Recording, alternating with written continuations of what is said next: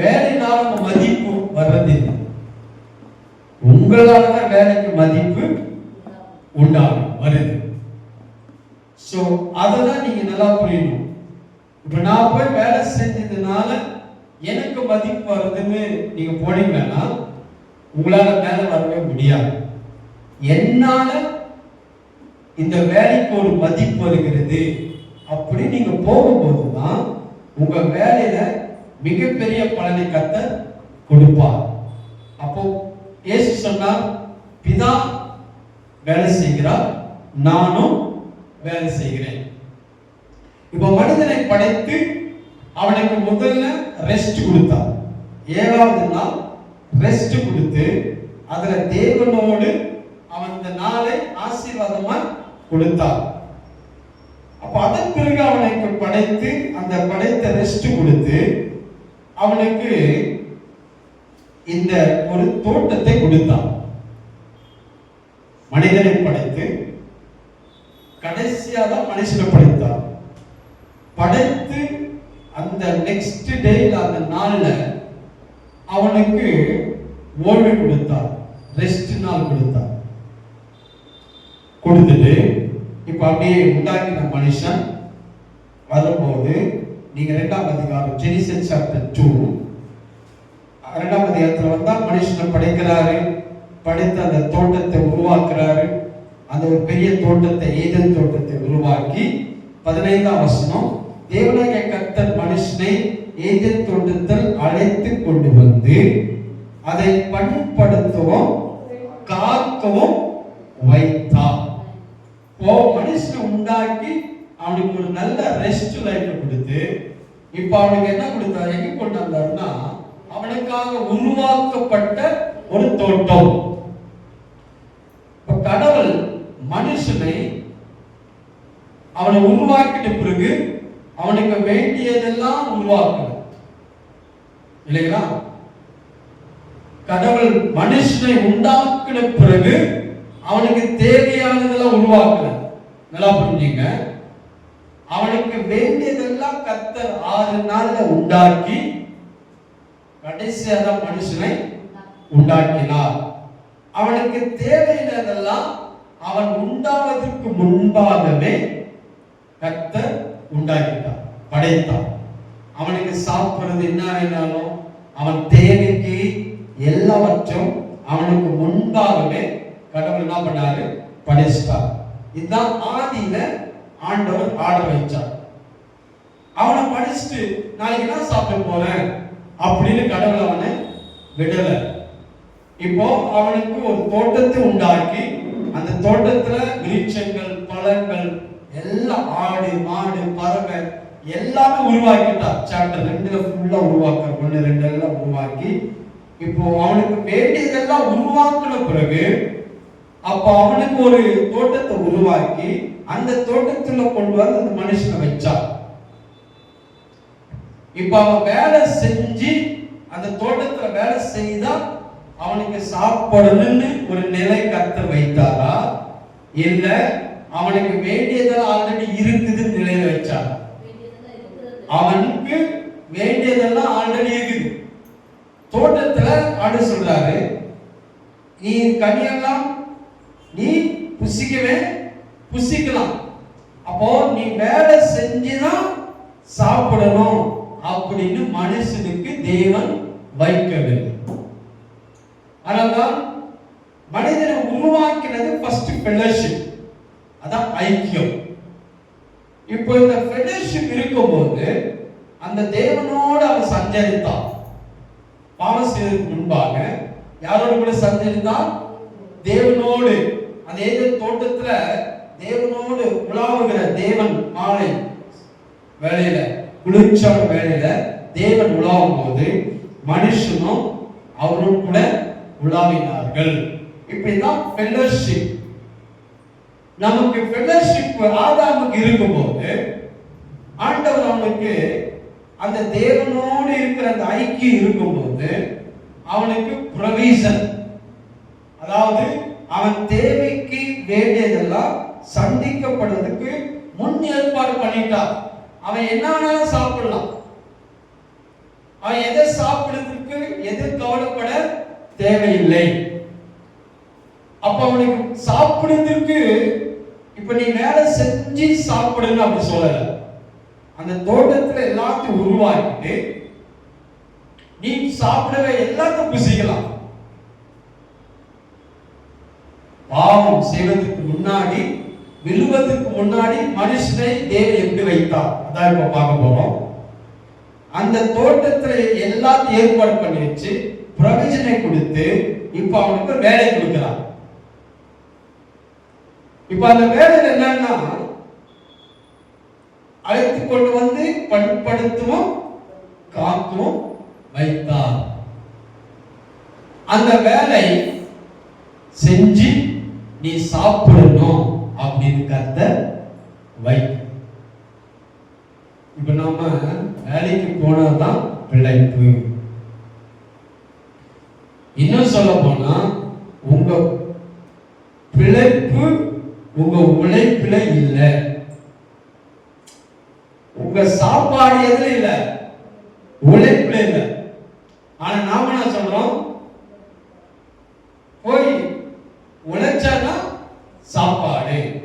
இது பாவம் செய்வதற்கு ஆன பிறகு, பாவம் செய்த பிறகு, மனிதன் பாவத்துல விழுந்த பிறகு இந்த நிலை. அதனால்தான் நான் போய் உழைச்சாதான் என்னால உயர முடியும், உழைப்பு உயரும் சொல்லி கொடுத்துட்டான். இப்ப நீங்க பிழைப்பு உழைப்புல இப்ப வேலை செய்ய சாப்பாடு இல்லை, வருமானம் இல்லைன்னா வாடகை கட்ட முடியாது, வருமானம் இல்லைன்னா எதுவும் செய்ய முடியாது. ஏன்னா விழுந்து பிறகு இந்த நிலை. ஆனா மனுஷன் விழுவதற்கு முன்னாடி அவனுக்கு இந்த நிலை கிடையாது. தேவனோடு ஃபெல்லோஷிப் இருக்கும் போது, அந்த தேவனோட ஐக்கியத்தில் இருக்கும் போது அவனுக்கு ப்ரொவிஷன், அவனுக்கு தேவையானதெல்லாம் முன் ஏற்பாடு தேவன் செஞ்சார். அதனால்தான் 6 days 5 நாள் எல்லாத்தையும் படைச்சிட்டு மனிதனை கடைசி 6ஆம் நாள் படைக்கும் போது அவனுக்கு வேண்டியதெல்லாம் ஏற்கனவே படைச்சிட்டார். அவன் சாப்பிடுறது, அவனுக்கு வேண்டியது, அவன் தண்ணி, இந்த பூமியில எப்படி இருக்க போறான். நீங்க 2ஆம் அதிகாரத்துல ஃபுல்லா வாசித்தீங்கன்னா ஒரு மிகப்பெரிய ப்ரொவிஷனை ஏற்கனவே தேவன் என்ன பண்ணாரு, அவனுக்கு ஏற்பாடு செஞ்சார். அவனை படைச்சிட்டு அவனுக்கு வேண்டியதெல்லாம் அப்புறம் படைக்கல கடவுள். அவனுக்கு தேவையானதெல்லாம் ஏற்கனவே படைச்சிட்டு பிறகுதான் மனுஷன். அப்ப கடவுளுடைய படைப்பின் ஆர்டர் என்ன தெரியுங்களா, படைத்தது எல்லாம் மனுஷனுக்காக, மனிதனை படைத்தார் தனக்காக. இப்போ கடவுள் படைச்சது எல்லாமே, இப்ப காணப்படுகிற காணப்படாத எல்லாமே கடவுள் யாருக்காக படைச்சார், அவருக்காக கிடையாது. யாருக்காக, மனுஷனுக்காக. அப்ப கடவுளுக்கு தேவை படைக்கப்பட்டவைகள் அல்ல. அவருக்கு சூரியன் தேவையில்லை, சந்திரன் தேவையில்லை, அவருக்கு இந்த பறவைகள், இது உண்டாக்கப்பட்ட சிருஷ்டிக்கப்பட்ட எதுவும் கடவுளுக்கு தேவை இல்லை. கடவுளுக்கு தேவை மனுஷன். அப்ப கடவுளுடைய பார்வையில உண்டாக்கப்பட்டது பெருசா, இதை அனுபவிப்பதற்கு உண்டாக்கின மனுஷன் பெரியவன். கடவுள் மனுஷன் தான் பெருசா பார்க்கிறார். அவர் படைத்த சூரியன் சந்திரன் கிடையாது. யார் பெருசா பார்க்கிறார், மனிதன். மனுஷனை பெருசா பார்க்கிறார். இப்ப நாம இதை பெருசா பார்க்கிறோம். அதனால்தான் கடவுள் எப்படி பார்த்தாருன்னா வேலை பெருசா பார்க்கல, வேலை செய்யற பர்சனை பெருசா பார்க்கிறார். இப்போ உங்க வருமானம் பெருசு கிடையாது, நீங்க தான் பெரியவர். அந்த வர படனை பெருசு கிடையாது, அதை செய்யற பர்சன் தான் பெருசு. அப்ப உண்டாக்கப்பட்ட எல்லாமே கடவுள் மனிதனுக்காக படைத்தார். மனிதனை தனக்காக ஒரு ஐக்கியம், ஒரு ஃபெல்லோஷிப். இப்போ ஃபெல்லோஷிப் இருக்கும்போது அவனுக்கு வேண்டியதெல்லாம் அந்த தோட்டத்தில் இருக்கு. நாளைக்கு என்ன செய்ய போறேன், நாளைக்கு என்ன சாப்பிட போறேன் அப்படின்னு யோசிக்கல. கடவுள் சொல்லிட்டாரு, அந்த தோட்டத்துல கொண்டு வந்து விட்டுட்டு இப்போ எல்லாமே 6 வசனம் 16 தேவனாய் கர்த்தர் மனுஷன் தோட்டத்துல நீ தோட்டத்துள்ள சகல விருட்சத்தின் கனியை புசிக்கலாம். கர்த்தர் சொல்றார், நீ எல்லாம் ஃப்ரீயா சாப்பிடு. இதை சாப்பிட இங்கிலீஷ்ல எல்லாம் வரும், you may eat freely. இப்ப நம்ம சாப்பிடுறது தான் உழைக்கிறோம். இப்ப உழைக்கிறது எதுக்கு மாடா உழைக்கிறோம், எதுக்கு ஓடாதுன்னா சாப்பிடுறதுக்கு, பிழைப்பதற்கு தான் வழி. நீங்க பிழைப்பதற்கு உங்க உழைப்புல வைக்கல. இன்னும் சொல்ல போனா நீங்க வேலை செஞ்சுதான் சாப்பிடணும் அப்படின்னு சிஸ்டம் கடவுள் ஆதியில மனிதனுக்கு வைக்கவில்லை. ஆனா இப்போ நீங்க வேலை செஞ்சாதான் சாப்பாடு. ஏன்னா நமக்கு பைபிளுடைய சத்தியம் நமக்கு தெரியல. இப்ப மனிதனுக்கு அவனுக்கு வேண்டியதெல்லாம் தோட்டத்துல ஏற்கனவே உண்டாக்கி அந்த தோட்டத்துல கொண்டு வச்சிட்டார். சொல்றாரு, நீ ஃப்ரீயா சாப்பிடலாம், எல்லா கனியும். சில ஸ்காலர் சொல்றாங்க, அந்த கனியெல்லாம் சாப்பிட்டு இருந்தா வாழ்நாள் மூலமா சாப்பிட்டு இருக்கலாம். அவ்வளவு ஏராளம் தாராளத்தை கர்த்தர் என்ன பண்ணாரு, அந்த தோட்டத்துல வச்சார். அந்த தோட்டத்துல இருந்து பாருங்க, 2ஆம் அதிகாரம் 10ஆம் வசனம், தோட்டத்தை தண்ணீர் பாய்படி ஏதோன்றது ஒரு நதி ஓடி அங்கிருந்து பிரிந்து 4 பெரிய ஆறுகளா ஆயிற்று. அப்படியே சொல்லுகிறது, முதலாம் ஆற்று பைசல் என்று பேர், அது அவிலா தேசம் முழுவதும் சுற்றி ஓடும், அவ்விடத்தில் பொன்.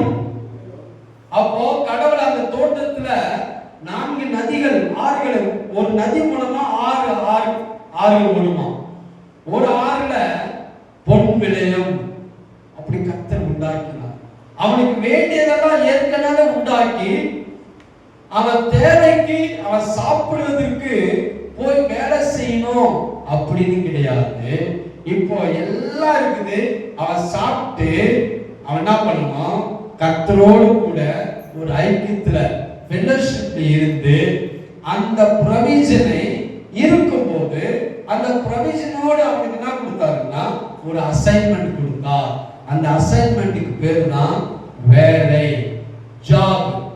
இப்ப இந்த ஜாப், இந்த வேலை அவன் சாப்பிடுறதுக்காக இல்ல, அவன் பிழைப்பதற்காக வேலை கொடுக்கல.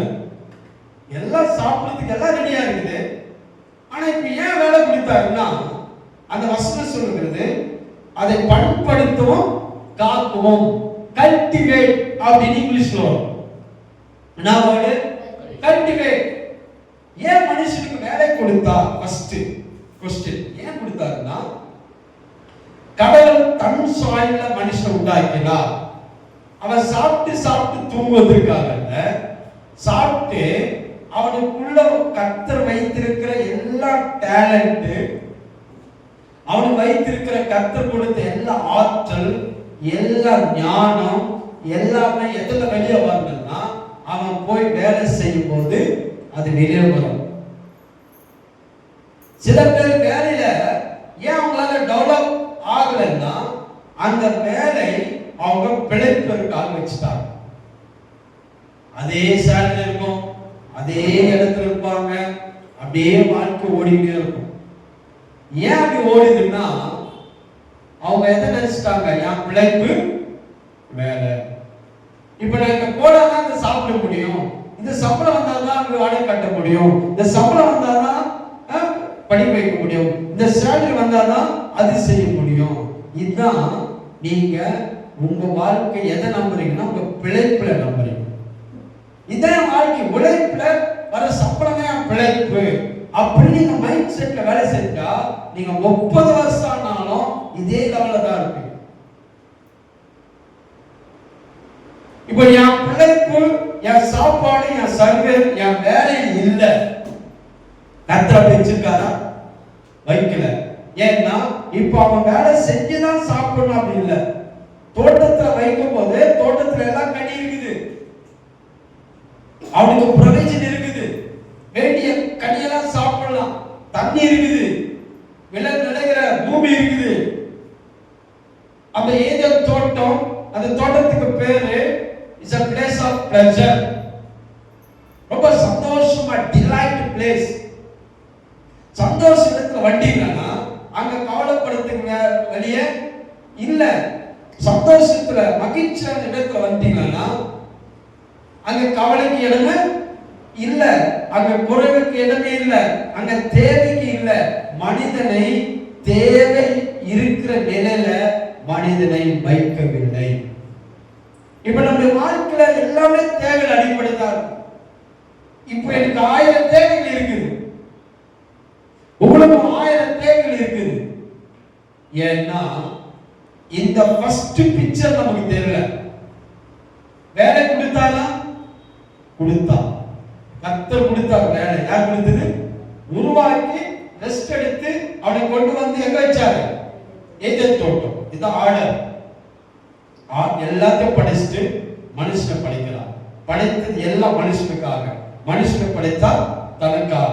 இப்ப மனுஷனுக்கு மேல கடவுள் இருக்கிறார். கடவுளுக்கு கீழே மனுஷன், மனுஷனுக்கு கீழே படைக்கப்பட்ட எல்லாமே. அப்படி இருக்கு அவனுக்கு எல்லாத்தையும் உண்டாக்கி நீ சாப்பிடலாம், நீ குடிக்கலாம், நீ என்ஜாய் பண்ண, எல்லாம் வாழலாம். அந்த நிலையில வச்சு அந்த தோட்டத்தை ஒரு வேலை கொடுக்கிறான். பண்படுத்தவும் காக்கவும். சொல்லுங்க, பண்படுத்தவும் காக்கவும். இப்ப இந்த பண்படுத்துற வேலை தான். ஏன்னா இப்ப அவனுக்கு எதெல்லாம் கடவுள் கொடுத்தாரோ அதை வெளியே கொண்டு வரணும். அதுதான் வேலை. ஒரு உழைச்சி நான் சாப்பிட போறேன், என் பிழைப்பு என் உழைப்புல இருக்குன்னு போனீங்கன்னா நீங்க மேல வரவே முடியாது. ஆனால் தான் இன்னைக்கு நிறைய மக்கள், ஜனங்கள் பிழைப்பு உழைப்புல இருக்குது, நான் உழைச்சாதான் சாப்பிட முடியும் அப்படின்னு ஓடுறதுனால அவங்களால மேல வரவே முடியாது. கர்த்தரின் ஆசீர்வாதமே ஐஸ்வர்யத்தை தரும். அதோடு கூட அப்போ ஆசீர்வாதம் இல்லாத வேலை செய்யணும். வேலையில என்ன இல்ல? ஆசீர்வாதம் இல்ல. கர்த்தர் வேலையில ஆசீர்வாதத்தை கட்டளையிடுகிறார். ஏன் உங்க வேலை ஆசீர்வாதமா இல்ல? ஏன் இல்லைன்னா இப்ப இந்த வேலைனால தான் பிழைப்பு. நான் போனாதான் எல்லாம் செய்ய முடியும். எனக்கு ஒரு 50,000 வந்தாதான், எனக்கு ஒரு 20,000 வந்தாதான் என் பிழைப்பு, என் வண்டி ஓடும் அப்படின்னு சொல்லி கொடுத்துட்டான். அந்த மைண்ட் செட்ல இருக்க இருக்க இருக்க நம்ம பைபிளுடைய மேனுவல்ல வாழ முடியாது. அப்போ நீங்க எவ்வளவு வருஷம் என்னதான் வாழ்வீங்க? உங்க உழைப்பு, அதே வாழ்க்கை, அதே சம்பளம், அதே நிலை மாறவே முடியாது. அப்ப ஏன் மாற்றம் வருதுன்னா இப்ப நான் போகாம என் வாழ்க்கை ஓடாது அப்படின்னு நினைக்க கூடாது. இப்ப அப்படி நினைக்கிறேன்னா நீங்க அதே நிலையில தான் இருப்பீங்க. ஏன்னா உங்க ப்ரொவிஷனுக்காக ஜாப் இல்ல. இப்ப ஜாப் அசைன்மெண்ட் எதுக்குன்னா சாப்பிடுறதுக்காக ஏதேன் தோட்டம் உருவாக்கல, வேலை செஞ்சு நீ போய் தோட்டத்துல சாப்பிடணும்னு உருவாக்கல. அந்த தோட்டத்துல எல்லாமே வச்சுதான் ஏதேன் தோட்டத்துல மனுஷன் கொண்டு வச்சா. பாருங்க, வேலையுடைய அற்புதமான சத்தியம். அப்போ மனுஷன் என்ன நினைக்கிறான்னா இப்ப நான் வேலை செஞ்சாதான் சாப்பிட போறேன், அந்த மைண்ட் செட்ல இல்ல அவனுக்கு. கர்த்தர் எல்லாமே கொடுத்திருக்கிறார். இப்ப எல்லாமே எனக்கு இருக்குது. கடவுள் எனக்கு கொடுத்த டேலண்ட், ஆற்றல், சக்தி என்னெல்லாம் கொடுத்திருக்கிறாரோ. இப்ப பாருங்க, எக்ஸாம்பிள் இங்க இந்த வசனம் இருக்குது. ஆதியாகமம் 2ஆம் அதிகாரம் 19ஆம் வசனத்துல தேவனாகிய கர்த்தர் வெளியின் சகல மிருகங்களையும் ஆகாயத்தின் சகலவித பறவைகளையும் மண்ணில உருவாக்கின ஆதாம் அவைகளை என்ன பெயரிடுவான் என்று பார்க்கும்படி அவைகளை அவனிடத்துல கொண்டு வந்தார். இப்ப கர்த்தர் என்ன பண்றாருன்னா படைத்தது எல்லாத்தையும் கொண்டு வந்து யார்கிட்ட கொண்டு வந்தாருன்னா ஆதாம் கிட்ட. இப்ப ஆதாம் என்ன பண்ணணும்னா இப்ப அவனுக்கு தோட்டத்துல வேலை கொடுக்கிறார். இப்ப வேலை என்ன வேலைன்னா இப்ப எல்லா பறவைக்கும் மிருகங்களுக்கும் எல்லாத்துக்கும் பேரு வைக்கும்படி இப்போ கர்த்தர் என்ன பண்றாருன்னா இப்ப அவனை படைத்து இப்ப அவனுக்கு ஒரு வேலை தராரு. என்ன வேலைன்னா இதுக்கெல்லாம் என்ன பேரிடுவான்? ஆதாம் ஜீவ ஜந்துக்கு ஆதாம் என்னென்ன பேரிட்டானோ அதுக்கு பேராயிடுச்சு. இப்ப வேலை செஞ்சு சாப்பிட போற நிலை இருந்ததா? இப்ப வேலை செய்வதற்கு முன்னாடி அவனுக்கு வேண்டியதா இருந்ததா? அவன் வேலை செய்வதற்கு முன்னாடி அவனுக்கு எல்லாம் கர்த்தர் கொடுத்திருந்தான். இப்ப அவன் வேலை எப்படி செய்வான்? சந்தோஷமா செய்வான், ஹாப்பியா செய்வான், மகிழ்ச்சியா செய்வான், டிலைட்டா செய்வான். அதுல அந்த வேலையை நீங்க செஞ்சு பாருங்க, நீங்க மேல வந்துகிட்டே இருப்பீங்க. உங்க வாழ்க்கையில வேலை சூப்பரா இருக்கும். ஆனா இன்னைக்கு நிறைய பேரு வேலையில மகிழ்ச்சி இல்லை. சந்தோஷமா என்ன வேலைக்கு போறோமா? ஏன்னா நீங்க ஹாப்பியா காலையில சந்தோஷமா நான் கம்பெனிக்கு போறேன், சந்தோஷமா ஆபீஸ் போறேன், சந்தோஷமா வேலைக்கு போறேன். ஏன்னா போறீங்களா? இல்ல. ஏன்னா நம்ம தப்பான ஒரு ஐடியாவில் இருக்கிறோம், தப்பான அண்டர்ஸ்டாண்டிங் இருக்கிறோம். என் உழைச்சாதான் நான் பிழைக்க முடியும், என் பிழைப்பு என் உழைப்பில் இருக்குதுன்னு நம்பறதுனால உங்களுக்கு வேலை கடினமா இருக்கிறது. வேலை ஆசீர்வாதமாய் கொடுத்தார். மனுஷனுக்கு ஒரு தேவையே இல்லாங்க. ஆதாமுக்கு ஏதேன் தோட்டத்துல ஒரு தேவை இல்லை. ஏன்னா அவனுக்கு எல்லாமே உருவாக்கி கொடுத்தா. இப்போ தேவைக்காக வேலை செய்யல, எதுக்காக வேலை செய்யறான்னா சந்தோஷமா வேலை செய்யறான். கர்த்தர் சொல்றாரு, அப்படியே சொல்றாரு பாருங்க. அவன் எதுக்கு எந்த பேர் என்ன செய்வான் சொல்றாரு. ஆதாம் அவர்களுக்கு என்ன பேரிடுவான்னு பார்க்கும்படி அப்ப வேலை கொடுத்தார். ஆதாம் வேலை கொடுத்தார். சொல்றாரு, எப்படி ஆக்ட் பண்ண போறான், இவன் டேலண்ட் எல்லாம் கொண்டு வரானா, ஆற்றல் எல்லாம் கொண்டு வரானா, என்னுடைய சாயல் என்னுடைய ரூபத்தை கொடுத்திருக்கிறேன், இப்போ எப்படி இவன் வேலை செய்ய போறான்? கர்த்தர் ஃபர்ஸ்ட் எப்படி வேலை செஞ்சாரு தெரியுங்களா உங்களுக்கு? கர்த்தர் வேலை செஞ்சாருன்னு படிச்சோம். கர்த்தர் பிதா ஃபர்ஸ்ட் எப்படி வேலை செஞ்சாரு? வான பூமி படைத்தார். படைத்த பூமி ஒழுங்கின்றி வெறுமி இருள் இருந்தது. இப்போ இந்த மறுபடியும் சீரமைக்கிறார். அப்ப எப்படி உண்டாக்கினார்? இப்ப கர்த்தர் பேசினார், வெளிச்சம் உண்டாக்கணுவது, சூரியன் சந்திரன் உண்டாக்கணுவது, அது உண்டாக்கணும் சொல்லி சொல்லி எல்லாத்தையும் உண்டாக்கினார். இப்ப ஆதாம் எப்படி வேலை செய்யறான்? சொல்லிதான் வேலை செய்யறான். அப்ப பேர் வைக்கிறான். பேர் வைக்கிறான் எப்படி வைக்கிறான்? சொல்லிதான் வேலை செய்யறான்.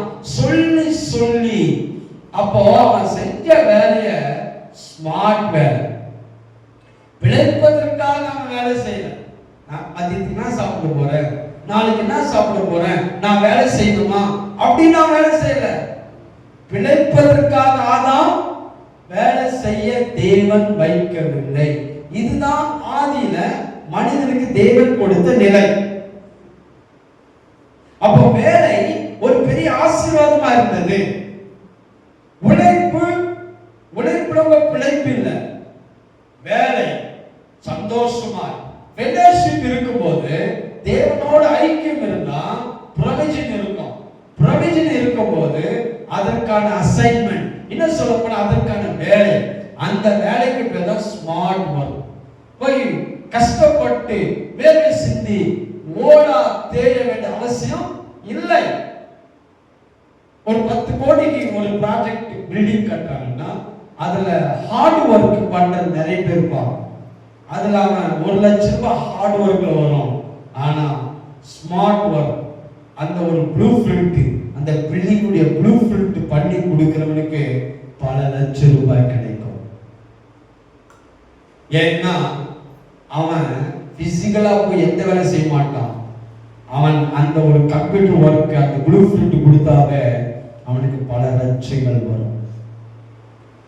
ஏன்னா இப்ப வேலை அவனுக்கு கடினம் இல்லை, ஸ்மார்ட் வேலை செய்யலாம்.